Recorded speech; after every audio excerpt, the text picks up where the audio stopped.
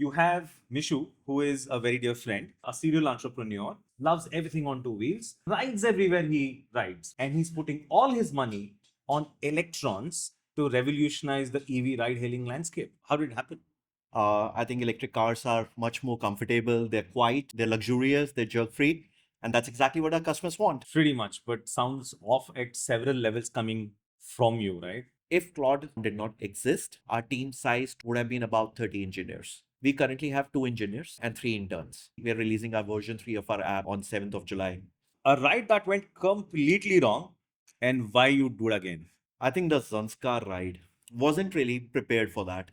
And I asked my wife, and I told my wife that, you know what, Priya, the guy who just was on the call didn't sound like a driver. So she joked that maybe the CEO is coming to pick you up. Good one.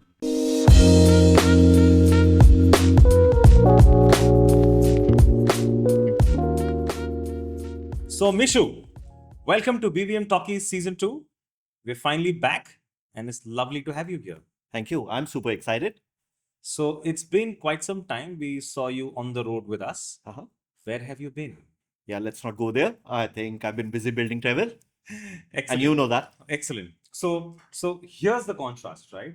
You have Mishu, who is a very dear friend, a serial entrepreneur, and loves two wheels, loves everything on two wheels. Practically rides everywhere he rides, right? He barely uses his car, and he's putting all his money on electrons to revolutionize the EV ride-hailing landscape. Absolutely. How does that come together? I think there's a stark difference between a two-wheeler and a four-wheeler. I think electric cars are much more comfortable, they're quiet, they're luxurious, they're jerk-free, and that's exactly what our customers want. Pretty much, but sounds off at several levels coming from you, right? But we'll get to travel in a bit. Uh-huh. You're a serial entrepreneur. Yeah. Why don't you just walk us through the journey? Now we'll talk about travel, Mhm. and then we'll probably trace back the whole story, because the whole purpose, Mishu, about this podcast is sharing, learning, and growing. Yeah. And we will trace all that journey, so we're able to inspire the next generation, give ideas to people. You've given me one on the 1st of January when we met. You inspired me to take the leap of faith and Yeah. get into my entrepreneurial journey. But yeah, more from I'm you. excited you're here at this place as well. Yeah. Yeah, I think for us, this started about last year, July, when we started ideating about how travel needs to be, needs to shape out as a platform. We, of course, came here, saw the energy at this place. There are a lot of benefits that you get out of a co-working space. You start cheap, it's easier, it's more affordable. There's a lot of community. The community comes together to help you build the connections which happen. And talking about connections, I think another advantage is that India Accelerator runs a fund as well. While we were raising our first round, the last round that we just raised, of which you are also a part. The first investor that we had. Thank you for the opportunity. Yes. No, thanks for being a first investor with us. Oh, thank you. So India Accelerator also participated in the round. In fact, they led the round with us. And now we both are tenants to India Accelerator. Yeah. And thank you to India Accelerator for opening up their office for us. Of course, we have offices here, but this is even cooler, right? So you've taken over the entire space, and they've been kind enough to let us have the conversation here. And I think that's the community they built. Absolutely. You're right. The pricing was very, very attractive. And the proof of the pudding that they do invest and nurture startup to true to their name, accelerating startup ecosystem in India. I think that is really cool, because the proof We already have a proof there. Yes, Yeah. right. So they've invested in your company, Yeah. which is brilliant. So now, before we get to travel, but let's go back in time. Mhm. How did this all start? So this idea actually started way back in 23 end. I was working for a tech company already, parallelly running talk rides, which is my passion project around motorcycling. You're already aware of that. So we were thinking of what's a natural extension of how do we take this business, further ahead. And Rishi, who's one of the co-founders with us as well. Rishi and I ride to India Bike Week every year, and you rode from Gurgaon, Delhi to Goa. Yeah, every year we do that. Rishi and I together, we are biking buddies. We are, ride together. So 23 end, that's when I had just hung my boots in a startup job, and I wanted to get back to full-fledged entrepreneurship once again. While we were riding, that's when I toyed the idea with Rishi, talked about a couple of options which were there in my mind. One of them was a natural extension of what we do at Talk Rides, wherein we thought that So we'll Talk get into. Rides, for everybody, this is bike rentals, Yeah. which is again a fantastic business they started. Why don't you talk about Talk Rides to our audience So before that's we a passion project that I've been running for last almost 5 years now. It's a motorcycle rental company. When I started collecting motorcycles, I thought the easiest way to buy as many motorcycles is to start monetizing them as well. That's how it started. Uh, so back in 23, we were just evaluating options. One option that we had was, of course, to get into the last mile delivery leasing options, which is an extension of what we do as two-wheeler rentals. We dig deeper for about a couple of months, Rishi and I. Didn't really excite us. And that's when we thought that cab hailing as an industry is broken. People are facing a lot of issues in terms of reliability, in terms of safety. Started speaking to Rishi, speaking to Sahil, both my co-founders. The gap that we saw. For me, I think like one of the few things was, whilst of course reliability is a concern that all of us face. You're taking an early morning flight, you're not sure about whether the first cab is going to turn up, the second or the third, True. and then you start building in, keeping that time in between as well. So I think that was one concern. But the other bigger concern for me was a lot of times. So Sahil's daughter and my daughter are best of friends, and a lot of time when Myra had to travel to Sahil's place, I would either send my father along with her in a cab, or probably take out time from my work schedule, go pick her, drop her. And I figured out, like, Myra is 17 now, she was 16 at that time. And I figured out, like, for us, I still don't have a cab service which I can rely on safely, for even a 16-year-old. And I started speaking to Sahil about it. Let's create a service which fills this gap. So I think for us, three things are extremely important. One is, of course, the reliability that customers want. The safety, while you're traveling in a cab, there are multiple aspects to safety. It's not just about, having a dash cam, which we already have inside. It's also about ensuring that the drivers are trained for safety, how they're driving, how they're interacting with the passengers, choosing the right cars as well. So that was an aspect of safety for us. And the third was premiumness. The India growth story has happened, Shashank, over the last 10 years, right? Ever since the onset of the startups in Indian ecosystem. Uh, However, if you see the quality of cabs, that has deteriorated over the last 10 years significantly. What Uber brought in as Black, let's say back in 2012, 13, to what Uber today offers Black as a service today, has gone miserably downwards, right? Down the spiral. So I think that's the gap that we wanted to address. In fact, initially we thought that we'll get into just the premium space of it. But when we thought that the void itself is much bigger, and we figured out that we want to operate in a mass premium segment, wherein we start with something which is just above the bottom of the pyramid, for a discerning customer who's looking for a right kind of ride, whether it's safe, it's reliable, it's clean, the chauffeurs are nice. Start from there and go up to, amongst the categories that we offer. Awesome.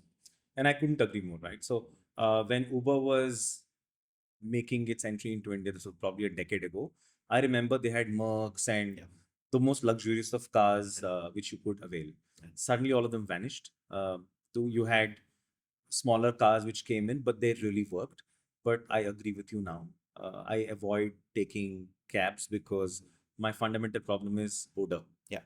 The the chauffeur sleeps, lives, eats in the same cabin, Absolutely. and yeah, it is a very very unnerving feeling when you sit in a cab. I tested yours, Mhm. and I can tell you it is the fabric which you use on the seat is not a fabric and it's leather. Yeah. You've taken all premium top end versions of cars. Yeah. What automatically does is you do not get a fabric seat, you get a leatherette seat or an art leather seat or a vegan leather seat, which avoids any odor. And I think your chauffeurs are on your payroll. Absolutely. So, one of the primary things that we wanted to ensure is that the quality can only be controlled when you have a control over the vehicle and also the chauffeurs, right? So we ensure all the cabs that we have are self-controlled. They're either owned or operated by us. All the chauffeurs are on our payrolls. They don't have an option to accept or reject a ride. Like you rightly said, on other platforms, typically they operate on a DCO model. DCO is driver come ownership model. There the driver is also the owner of the asset, right? So it's actually the that driver's prerogative to ensure whether the cab is clean or no, whether it's taken care of or no. Also, they spend time living in that cab for at least the weekday part of it, right? So that tends to create an experience which is not very nice for the passengers every time they board a cab. So these are things that we wanted to address, and we have But made has sure. it been really difficult? Because this is a massive cost on your P&L. If you're expanding now, you're at 50, 70 odd cars. Yeah, You intend to go to 500 over the next couple of years. absolutely. This year, this This year. financial Wow, year. that's fantastic. Yeah. Yeah, good. Uh, but tell me, how does the financial model work? Why don't you talk a little about it? So we either buy or lease in the asset. So there's a cost, of course, that we pay upfront. The driver is on our rolls, of course. So it's a asset heavy model that we have. Having said that, we of course don't operate on a commission model for the drivers. Drivers are happier. The kind of experience that they ensure on each ride is far superior. And that's where the customers don't mind paying us about 20, 30, 40% over and above whatever is available in the market. In fact, in terms of service, when we talk about our service is 2x of what you would get on our other platforms, right? So I think the customers still see a lot of value for money proposition here. And that's where I think the PNL, especially with the scale, will be taken care of. Still early days for us. At this moment, yes, we are burning money. But having said that, we are on a road to break even. Profitability. Yeah, When would profitability that as be? well. How far are you? See, again, there'll be various stages to that, right? So at about 200 cabs with about 8 rides will be profitable. Then, of course, from 200, when we get to about 500, there may be a whole, as far as the burn is concerned. So, But then parallelly, how we are building this is that we stay prudent with the capital, we prudent with the expenses that we have, and ensure there's always a layer created which kind of backbone created, which kind of supports the operations while we're scaling up as well. got it.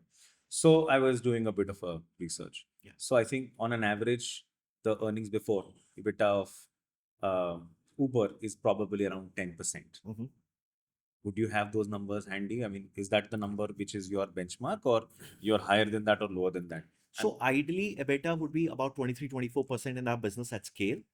That's primarily because we own the asset and we also have a fixed salary for our drivers. Yes, there are incentives, but they're again baked into the overall model. Considering, so Uber is a very different model. Typically all the aggregator platforms, whether it's Uber, Ola, Rapido, etc., that we talked about, they primarily operate either on a subscription fee or just the commission that they charge. So of course, even the revenue potential is per car is of course limited. The rides are shorter, the revenue percentages are lower. They're anyhow operating on a subscription which is minuscule today.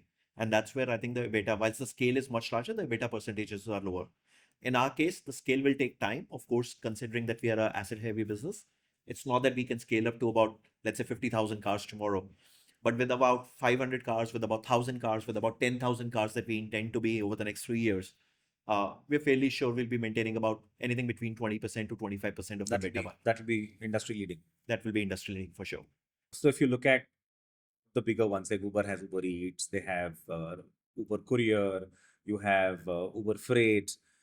Uh, of course, early days, 6 months later, 1 year later, is it on your anvil to expand to those categories? Not for the next 3 years for sure. We have a very clear cut business plan that has been charted out for the next 3 years. Uh, uh, we'll not have vertical expansion that we'll look at. However, of course, as far as horizontal expansion is concerned within the cities, across the cities, that's what we are looking at. Uh, with the first 1,000 cars, which we intend to be in, let's say, 2027 calendar year, post that we'll look at entry into places like Bangalore, Hyderabad, Pune, Mumbai, Chennai. These are the main cities wherein we are looking to start operations over the next 3 years. Got it. So Bangalore seems to be, for some funny reason, despite no infrastructure, I mean, lack of infrastructure as in available roads and all that, largely, seems to be the hotbed for even EV revolution. Yeah. You have some newer ones like Chauffeur, I mean, a ton of others I can name. Yeah. Why did you choose Delhi NCR? Home ground advantage. All the three co-founders are here. So this is an ops heavy business for sure, right? So we wanted to ensure that the nuances of the business are learned here before we start expanding to other cities. Uh, there are tons of inherent advantages which you get when you know the territory. And I think that's where it was easier. We know the routes here, we know the kind of market here, we know the customer here. We knew how to handle the, let's say, the chauffeurs and the hiring of them. So all those things have been taken care of. So we're learning those over the next 1 year, and that's when it would be easier to build the playbook and replicate that when we move into the new city. Another very important, of course, for a customer, EV is better. Yeah. Definitely. And you see that, ironically, in India, you've seen the bottom of the pyramid getting electrified. You're looking at the top of the pyramid, the 7 series and those spectrum. I think EVs naturally lend to that experience of quietness, sophistication, instant power, and stuff. The middle of the pyramid is where we're seeing massive transition. You're looking at Tata's, Mahindra's doing some fantastic work, and you crazy amount of cars coming out. My question is, for the customer, it doesn't really matter who is hailing your cab service.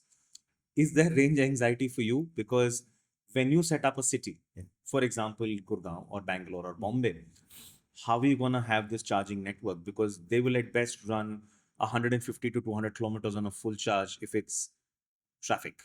No, actually not. Okay. I think so there are two advantages which have happened over the last few years. One, the range itself has gotten much better. So today, our basic offering also gives us about 270, 280, 300 kilometers with every charge. We have long range options in our fleet as well, which gives us about 400 kilometers range as well with every charge that we have. And that would be a Kia Carens. So Kia Carens, the MG ZSEV, these are larger battery packs. Even with the Windsor, we have two options now: the smaller battery pack and the larger battery pack. So the larger battery pack gives us about 375 to about 400 kilometers on a single charge. Irrespectively, I think about 250, 300 kilometers is the maximum running that we require.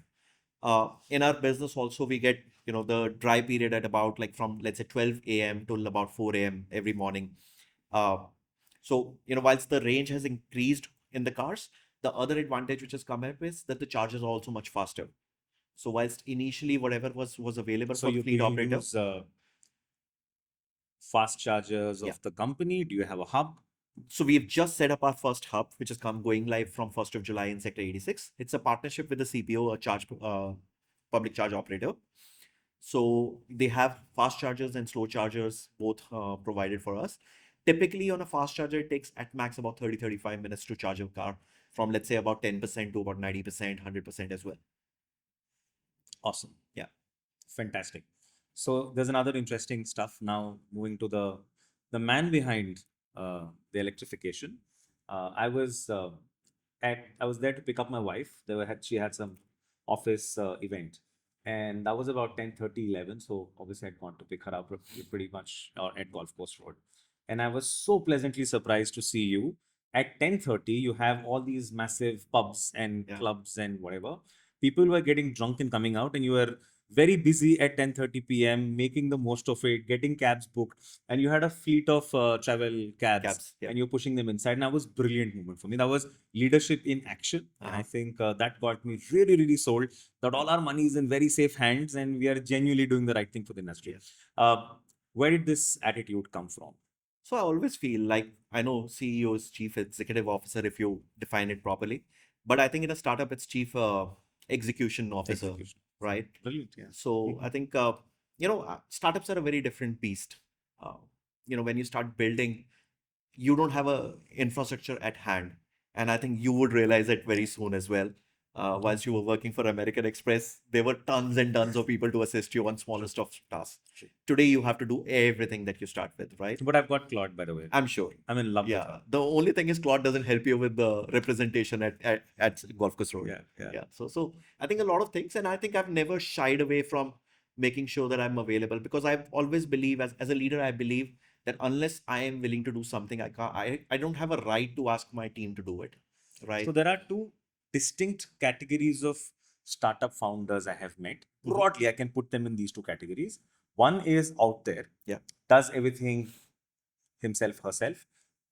Case in point, probably somebody like you.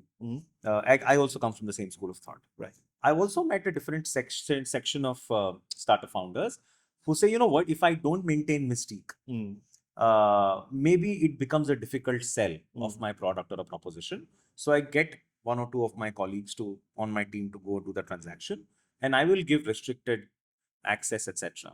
What are your thoughts on both these styles? I think there's nothing right or wrong. I think it's a personality trait.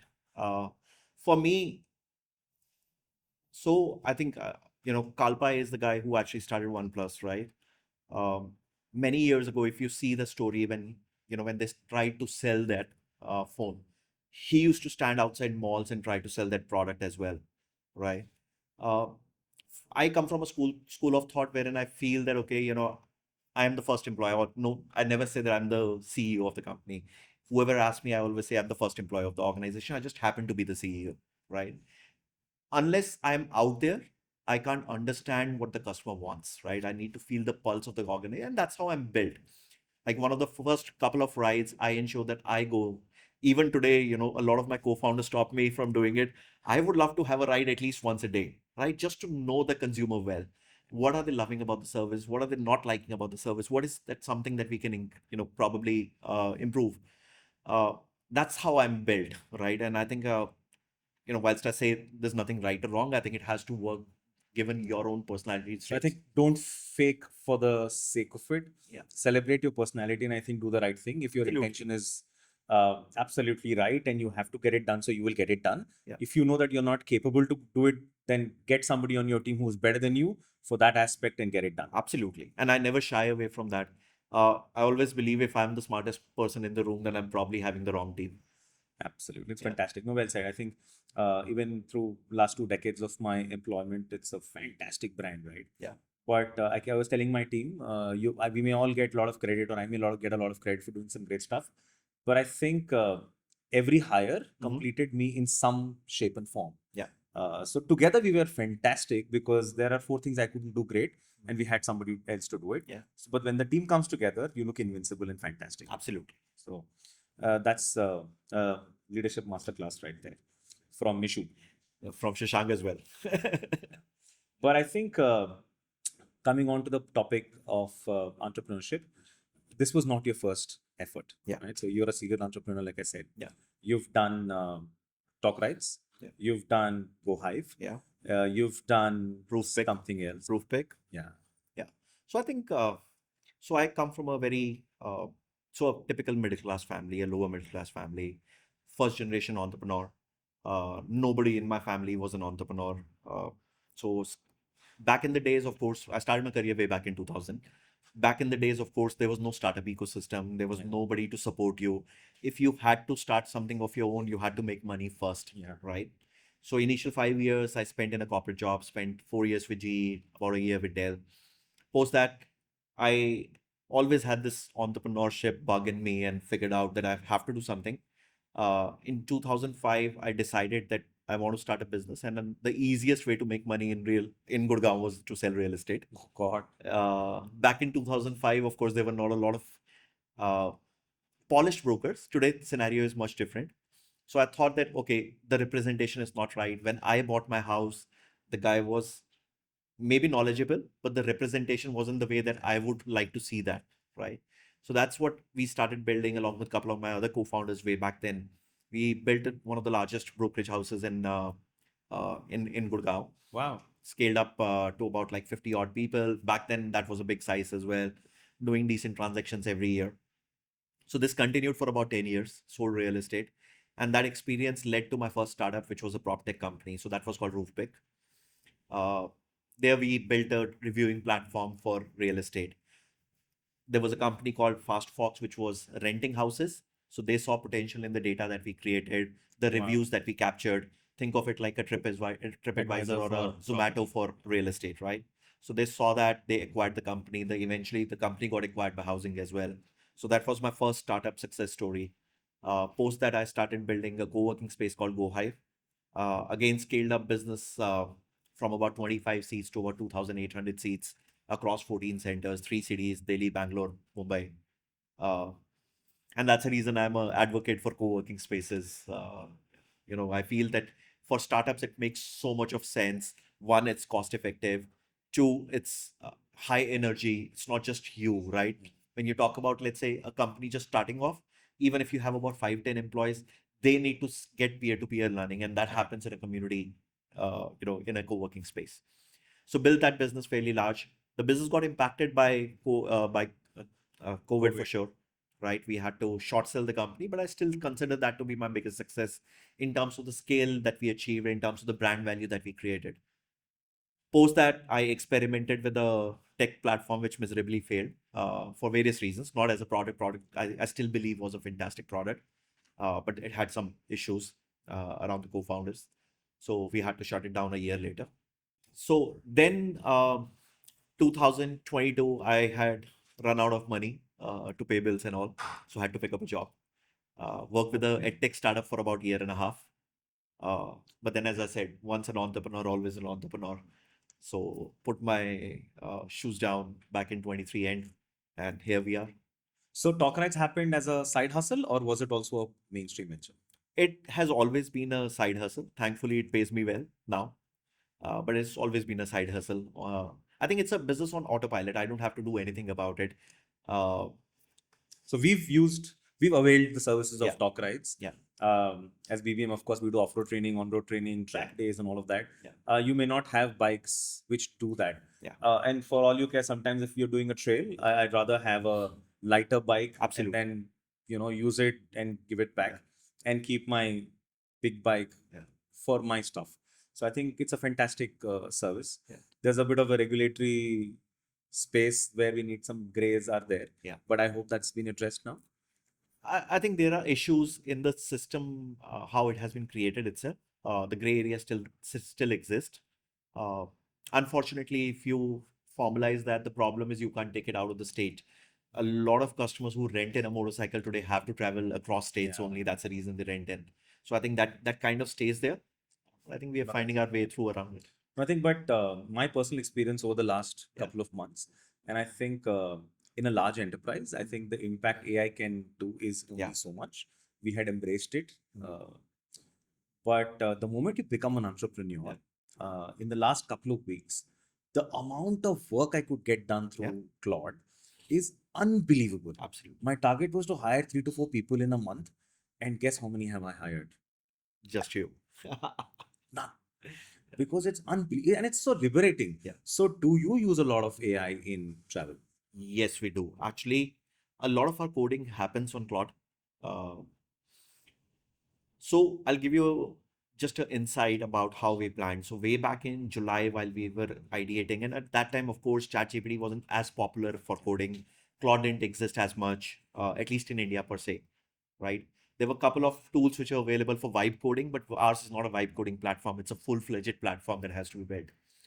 So whilst we were evaluating along with a couple of tech leaders about the kind of team that we need to create the product that we want to achieve over the next 3 years, if Claude or let's say a similar platform did not exist, our team size to achieve what we have achieved today would have been about 30 engineers across front end, back end, system, DevOps, system architecture, testing, etc., right? This is the team size that we had envisioned last year in July.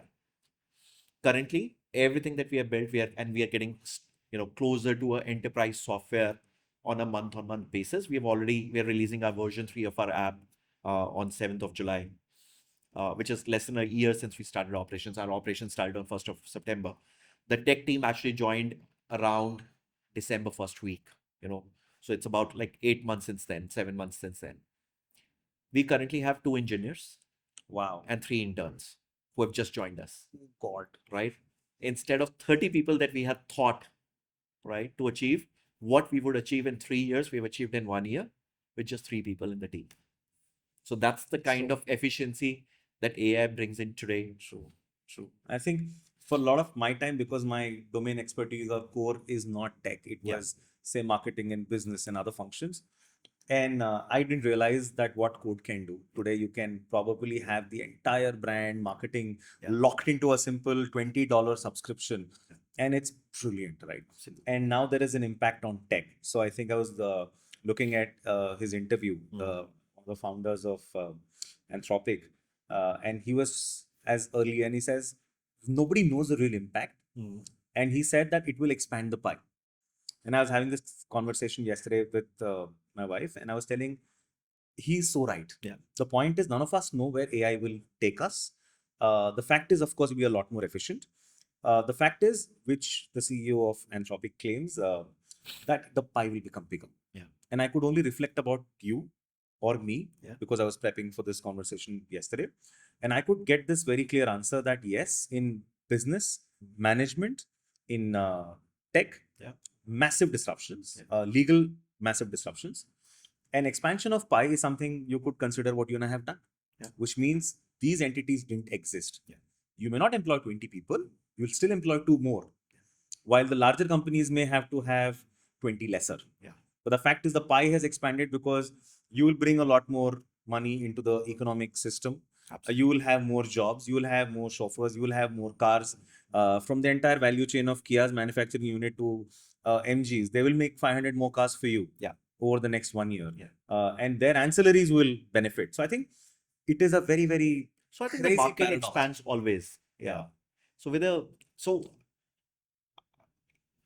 overall, you worked as much as long as I have worked as well. Over the last 20, 25 years, I've seen there's one new opportunity comes in, which kind of shuts doors for a lot of other people, but then it creates a lot of new opportunities for other people to earn their bread from. So whilst, yes, there is a scare amongst a lot of people who say that, okay, yeah, it's going to take jobs and all. I think it will create massive opportunities as well. Like for you, let's say today, whilst you're probably alone building that product that you're building, but you're also enabling an organization which will employ a lot of people around, right?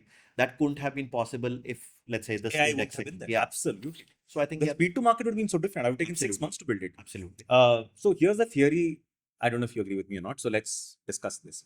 The theory is when the computerization boom happened in the year 2000, it took away a lot of entry level jobs, if I may say, which means they had the bank tellers, the data entry operators, etc. I mean, those created new jobs as data entry operators, but I think the lower level was completely cleaned up and automated. Yeah. So obviously people pivoted and new opportunities came up, world changed. Uh, with AI, my theory is you will need people who will have the vision or the people who will execute. Yeah. And I think the mid layer of companies is probably most at risk. Yeah. Is that a fair statement? I agree. And I think that's what happens, typically. So at the bottom of the pyramid, you'll always have people who'll have to execute certain tasks, right? So they will always exist. Now, in the middle of the pyramid is when you have to ensure that you keep on upskilling yourself. If you upskill yourself, you remain relevant to the changing times as well. If you don't, then you become redundant. And I think what happens is, this category also is replenished fairly fast. True. A certain segment of people move out, a new segment of people come in with newer skills as well. Newer opportunities come in, which can be probably taken a pie out of. And I think overall the balance remains the same. It's just that as an individual, you have to ensure that you are ready for that change and you're willing to adapt to whatever the industry is bringing into. True. Yeah. No, I agree. I think it's going to be earth-shattering levels of change. And I think, if you don't learn, you can't. I think that's true for everything. I think back in the days, people used to say, so I'll give you an example.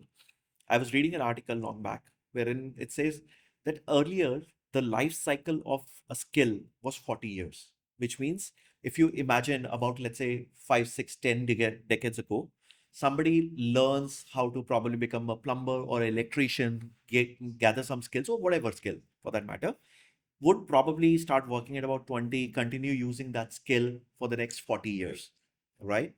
That skill, the expiry date of every skill has come down to about 3 years now.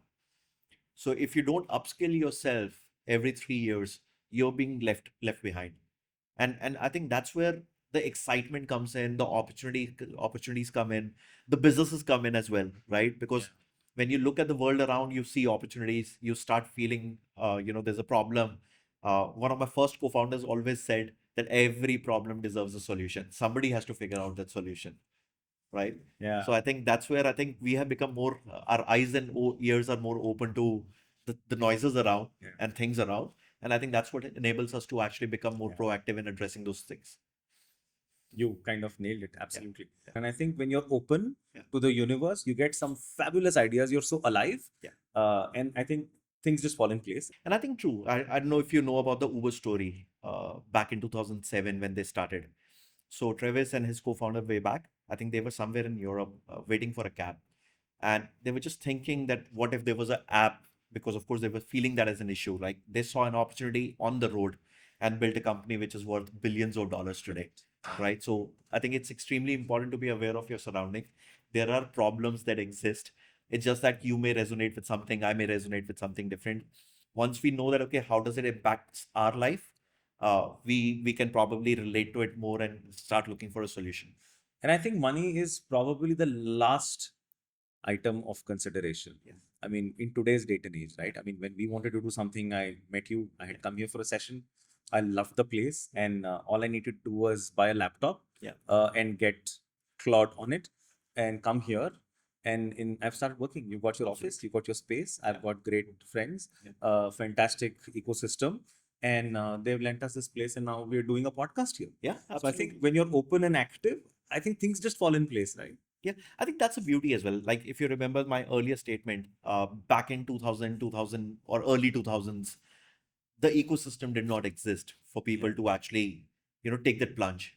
Today it exists, whether it's a space like this, whether it's, the tools like Claude which exist, or overall ecosystem of, let's say, even friends and family willing to experiment, right? Yeah. Or bet on your idea, right? So I think that kind of has helped us uh, as a country itself to achieve what we want to achieve. So the startup India seems to be on a very, very healthy trajectory. I agree. And I think I'm experiencing it now. So I think I'm sure. I'm sure you'll be super excited on that. I already am. I mean, buzzing with ideas, right? It's like liberating, it's exciting, it's crazy, and there's so much of anticipation, etc. So And I think, so I'll tell you, on my own experience of building startups for the last 10 years, Rishi asked me a question about few months ago. He said, when do we make money? Like we as founders. And I told him, so I asked him, do you want an honest answer or just an answer that you like? He said, an honest answer. I say, not for the next 5-10 years. And that's the beauty of the passion driven startup that you're willing to build. Like, if I pick up a job, I'll be concerned about the paycheck on day one, right? I'll not put in my money thinking about, I'll not even join an organization unless I'm sure about what I'm getting at the end of the month. Yeah. You start building, let's say, for us, Trevel, for you, Infinity, for somebody else, something else, right? If you're passionate about solving that problem, I don't think so. Money or the outcome of what you'll get out of that, success, failure, I don't even know, right? I keep on telling my team as well, I'm building $1 billion idea. I might probably move away with nothing at all, right? I don't know how things will unfold, right? We will make our earnest efforts, ensure we create the best services platform for sure in our industry. But there are things which are beyond control at times as well. But that's never the thought of, or probably does not define the passion with which you want to build that startup. And I think that's something which has So I think changed. entry, building one, the barrier definitely in today's age and stage, money is not a consideration. Running it also, quite honestly, you need money for sure. Who am I kidding, right? But I think that definitely is not a barrier. So you would agree? Absolutely. If you have the right idea, there are people who are willing to bet on your idea as well, right? So I think, so I have invested also in startups, till about 2020. There are a few things which are important. Of course, the idea has to be right. And I'm sure you would have probably, checked those check boxes as well, ticked those check boxes as well. So I think for us, for me, what was important was that idea has to be right. The team has to be right to be able to execute the plan, right? If these two are okay, I think there are people who are willing to support you on your, path to entrepreneurship as well, even while you're starting. And there's a reason why angel investors are called angel investors, right? They come in as angels while you're still thinking and ideating about what you want to build into a $1 billion enterprise tomorrow. So open to learning. Open to learning for sure. Ability to hustle. Yeah. Be the chief execution officer. Yes. And embrace AI. Yeah. In everything you do. Absolutely. I think that's critical for sure.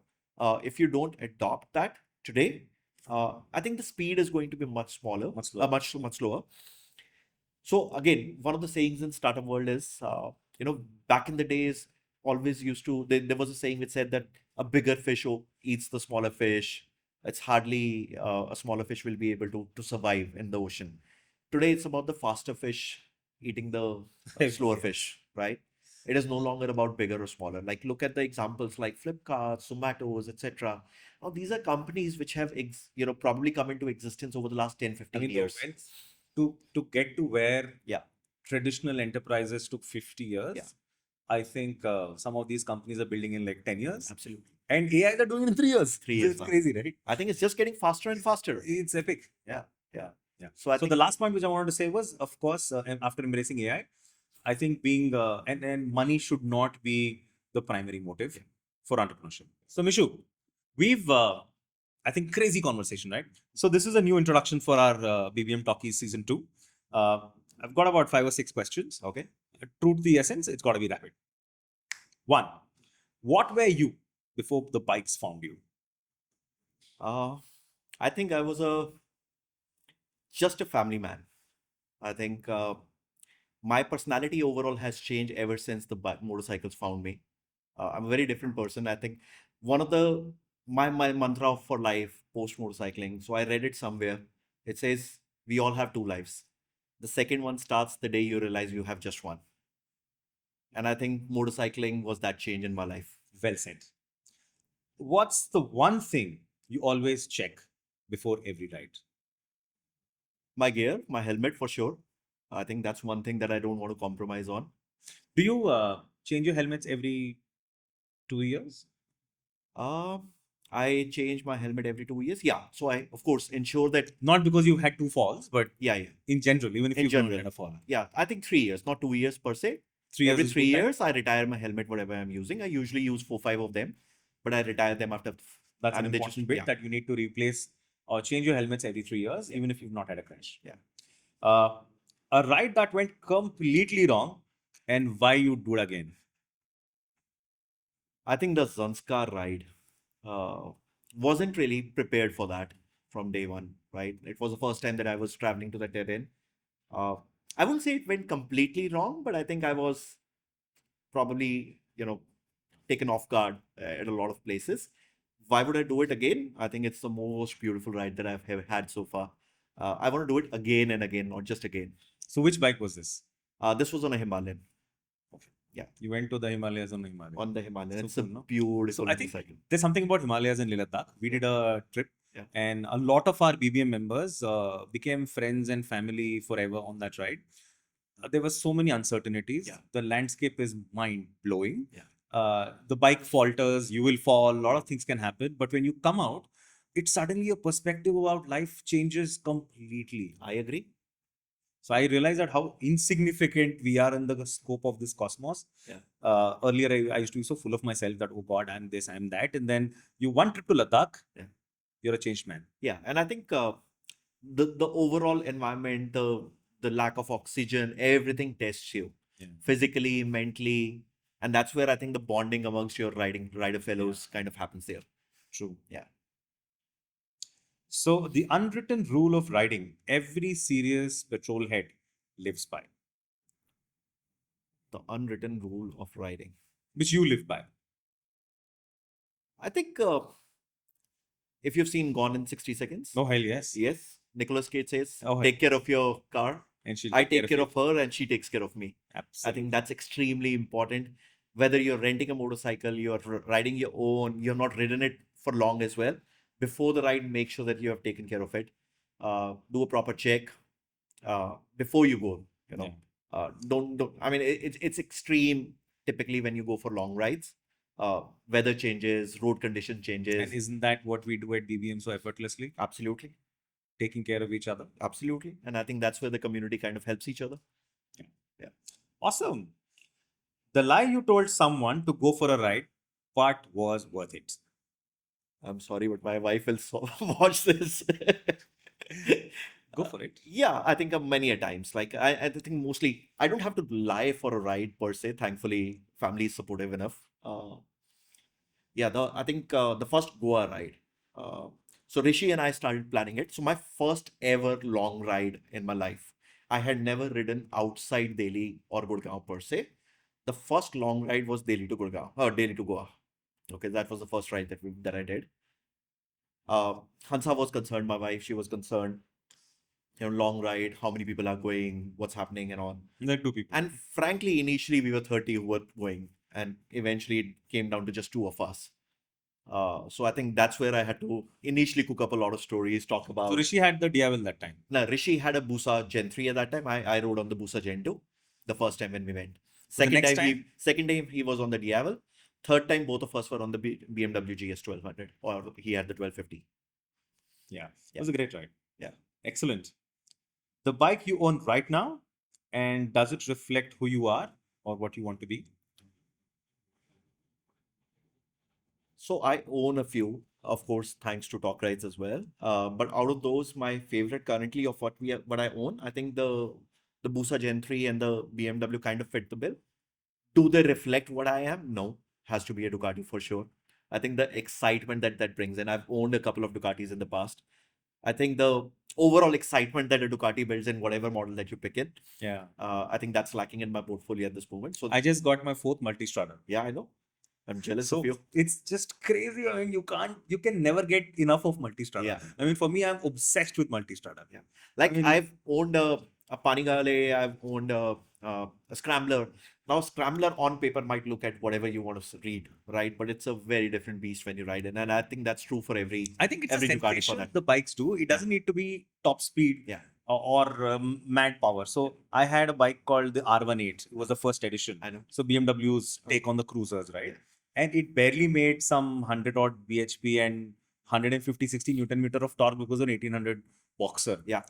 But at 120, I felt like God, it wouldn't go beyond 120 because it's like pretty not meant for speeds. Yeah. But at 100, I'm taking a bend. I'm scraping my pegs. Yeah. The sensations the bike gives, it doesn't have a quick shifter. Yeah. It is all old fashioned. And then the sensations it gives is just unbelievable. I agree. I loved the experience. So you don't need power, but Absolutely. it's a sensation. I think Ducati just kind of nails it. I agree. Yeah. Okay. One last thing. Riding has taught that you wish you'd learned earlier. I think taking risks. When you're riding, a lot of friends ask me, you're putting your life at risk. Yes, every time you're on two wheels, you're putting your life at risk. But I think that's exactly how I operate as a startup founder as well, right? That has taught me that, okay, the excitement starts with the risk, right?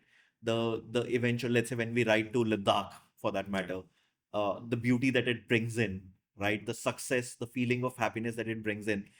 You have to go through a lot of risk that you take, a lot of perseverance that you have to put in. And I think that's true in your businesses, especially while you're starting out as well. So I think that's how I resonate riding, and what I do as far as building startups is concerned, kind of helps me to create that energy every day. So for BBM, of course, it is my mantra is the movie Rush. Yeah. And Niki Lauda says Yeah, I just watched yesterday 20% risk again. and nothing more is Yeah. acceptable. And similarly for us, we do these rides. You have your backup cars, you have a paramedic, you have doctors with us, etc. So I think when you're aware of the risk, I think you also create mitigants around it, and then life becomes a lot more fun. Absolutely. Good. Let Awesome. me ask you a question: Niki Lauda or James Hunt? Difficult, right? So it's like leadership is situational. Yeah. So a lot of times, James Hunt for sure. Yeah. But I think the way I operate, I'm more like Niki Lauda. Got it. I'd rather do. I'm a sucker for routine. Yeah. I just need to get this at this time, this at this time, this at this time, yeah. Once in a while we have our flurry of a weekend party, but invariably everything is very regimented and very routine for me. So maybe Niki Lauda. Wow. What about you? I think James Hunt any day.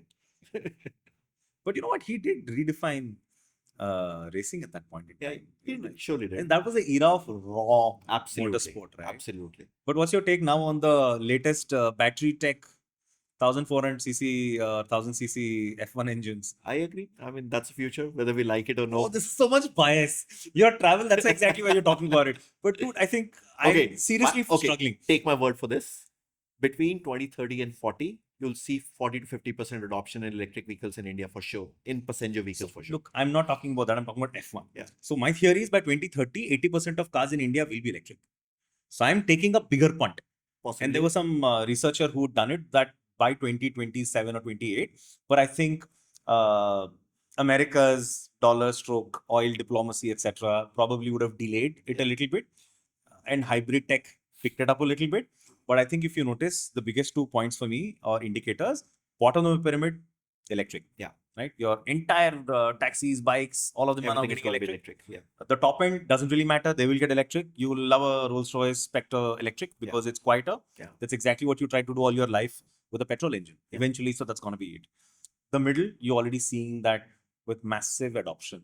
Yeah. So 2030, forget 35. Yeah.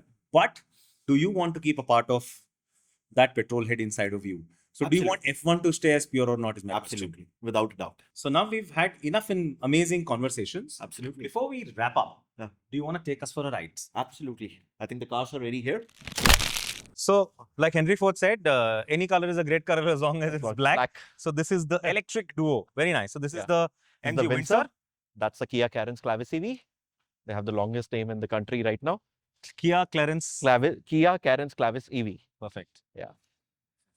Excellent. These are the caps that we have. Sir G. Come, let me show you the cap. Thank you. Have a seat. This is nice. This reclines. Yeah, this Fantastic. reclines. So of course, Got there's a an flat option. floor. I like this, man. This is so cool. You have the interior I was talking about. Yeah. Not fabric, so it doesn't smell. Absolutely. Car smells really nice. Very nice. You have bottles of water. You have tissue. Yeah, we have a charging cable here. Neat, yeah. This is really cool. And this is a spacious car. Very spacious. The seats slide here, depending on how many people do you have in the car. Fantastic. Yeah. And you have their own vents. Their own vents, their own USB slots. Fantastic. Yeah. The sunshades. If you've not been on a travel, you're missing out something crazy in life. This is as good as my car, personal car. It smells great, feels great. Yeah, that's Great ideal. stuff. So in fact, one of our at least intent is that how do we replace the second car for our customers, right? So a lot of people during don't COVID, use a, sorry to interrupt, yeah. but during COVID, the explosion of shared mobility happened. Yeah. I remember my brother-in-law at that point in time said, I don't need a car, and he didn't buy one. And he used, ride-hailing services extensively. Then COVID happened. Yeah. And I think then people again went back to their steps own. Yeah. and they said, okay, I want private mobility, not shared mobility. Do you see that trend changing now? Yeah, absolutely. I think a lot of people are coming back to us today and saying that, okay, if you can give us a subscription that we are launching very soon as well, I want to use it for my wife's travel every day. There's a customer that we have, travels from the same community that I live in. He has replaced his driver today. Wow. Right? He takes a cab in the morning to Barakhamba Road, comes back in the cab again. Right? So that's the kind of shift that we are seeing.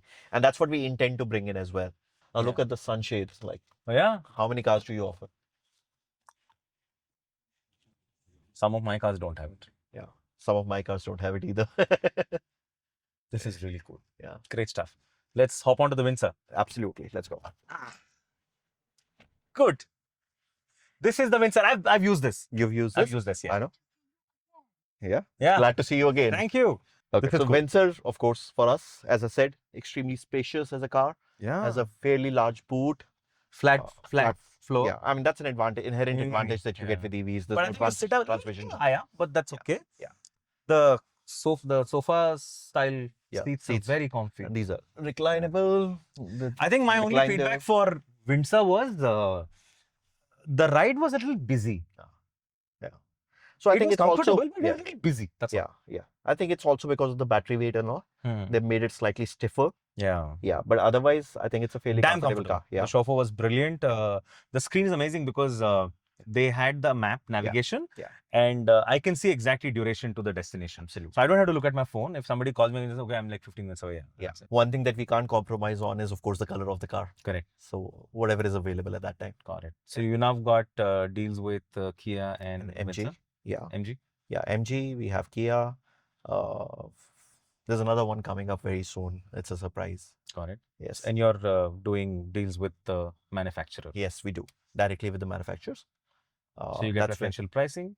We do get preferential pricing for sure, but more than that, we get more support, more active support from the manufacturers. Got it. Yeah. And what about the leasing model? So you have owned assets. Yeah. But you also said you are happy to have investors who will lease out cars. But you will own them, manage them, and pay them a return. Yeah. So it's a dry lease. It's an operations lease only. So it's a more like a financial lease wherein somebody invests in the car. They get a certain return, a fixed monthly return. irrespective whether the car is running, it's no rev share. So of course, risk is covered. The maintenance is taken care of by us. The upkeepment of the car is taken care of by us. Got it. And it's a 4-year or a 5-year period that they can get in. So that will ease some load on the P&L, also Yeah. make it easier for others to invest in the Absolutely. the travel story. Absolutely. And for the investor, another advantage comes in. These being electric vehicles, they get 40% depreciation year on year on that. Got it. Yeah. Brilliant. Yes. Thank you. Thank you, Mishu. This was amazing. I had a blast. I hope you had a great time. I had a great time for sure. Can't wait to see travel, black color, beautiful cars all over the country, all over the world in the coming years. Absolutely. You've already done us proud by taking the first big step and putting these cars out there. I can tell you without a doubt that this is one of the most premium ride-hailing experiences I've had Thank you. in the last few years. And this is brilliant. Thank you. So all the best, my friend. Thanks, man. See you on the road sometime. Absolutely. Soon. Nice. Very nice. But look, can I drive? This Trevel, let me be your chauffeur. But I still get to drive. Yeah, yeah. Done. Let's go. Cool. Let's go for a ride. Dude, it's got everything, man. Yeah, yeah. Yes. What's the output? In terms of power, Yeah. so this has 2 battery packs. Well, this is a lower battery pack, which is about 42 kilowatt. Then there's another one which comes in as a 51 or 52 kilowatt as well. That does about 500 kilometers range, so about 400 plus on a real world. But the advantage is it's 172 bhp. Wow. A 7-seater cab, which can do 0 to 100 in sub 10 seconds. Wow. This is nicer. I think these guys know it. Yeah. Kia knows how to nail it. Yeah. And it's feature loaded. So tell me that story when you went out as a chauffeur for travel in the early days. So there are actually 2 of those. The first one was that was the first day of our rides. It's 27th of November 2025. Wow. So we had 4 cars delivered, the 4 MG Windsors, and at that time we had just 2 drivers. So Sahil and his friends were traveling to Maldives, and they wanted 4 cabs. Sahil, of course, put in a word that use it. And then 4 bookings came, and we just had 2 drivers. So Sahil was like, okay, let me ask my friends just to that we'll send 2, and probably the 2 of them can book a Uber. And then I was like, no, Rishi and I will go. Very nice. So Rishi went to one, I went to another one. The guy eventually became a investor in our company as well. Oh, cool. Yeah. He's Sahil's friend though, but yeah. And he was chit-chatting with me, talking about it. I still remember. So his pickup was scheduled for about I think 5 in the morning. Yeah. He eventually came at about 5:45. I was waiting patiently as a chauffeur would. He came, I helped with the luggage, and then he and his wife are interacting, asking some questions and all. I tried to answer as many questions in Hindi as possible whilst using probably least amount of English. And then suddenly he says, he didn't know my name at that time, and he says, how do you know so much about the business and the cars? Dude, I built it. Yeah. I founded So it. I say, because I'm Sahil's co-founder. Kata, what's your name? I said, Mishu. And he was like, Mishu Ahluwalia. Why did you come? I said, no, because we had 4 cars. And since 4 cars were there, chauffeurs were not there, doesn't mean that the cars will not go. If we didn't have a car, is a different thing. So I think that was an interesting one. So we had just built the initial website, the PWA that we had. We didn't have an app then. So there was no way to control that there are just 4 cabs and only 4 bookings can be done. And suddenly we have the 5th and the 6th. So this is, I think, about 9:30, 9:15 in the morning. Rishi calls me and says, "Ek ride cancel hogi." I said, what happened? He says, we got 6 rides. 6th ride we can still complete with the 3rd car. But the 5th one we can't complete. There's no cab available for that time. I say, okay, what time is the ride? He says, 10:15 is the ride. I said, I'll take my car. He says, what role do you play in Trevel? He was interacting and all. I said, I'm the CEO of the company. He said, stop the car. I said, okay. I just stopped the car. He said, I want to come and sit in the front. I said, okay. And I said, no, I'm just following the SOP. Sit in the back. That's okay. He said, no, it's an honor and I want to have a discussion. And then we started chit-chatting, and he said, you know what? When I called you that what time are you reaching, and you said you're there in 10 minutes, I figured out that it's not driver. And I joked with him, and I asked my wife, and I told my wife that, you know what, Priya? The guy who just was on the call didn't sound like a driver. So she joked that maybe the CEO is coming to pick you up. Good one. Yeah. Oh, cool. And then he was like, eventually there were back and forth discussions happened. Then he has put in a check in the company in this current round as well. Fantastic. So I think these are great success stories for us as consumers who have seen value in what we are building. Yeah. I think another thing, another testament to our service is also 70% repeat usage. Very nice. A lot of customers come back. The remaining customers who don't use are typically because of lack of availability today, Got it. which is now fast getting addressed with the new supply getting added as well. Excellent. Yeah. Yep. This is cool. This is like the Mercedes, man. Yeah. So you turn this. No, you got to turn this. Yeah. So this right. Oh, cool. This is. And you Like a turn it anti-clockwise and it's reverse. Yeah. This is good. Wheel spin and all. Instant torque. Oh, yeah.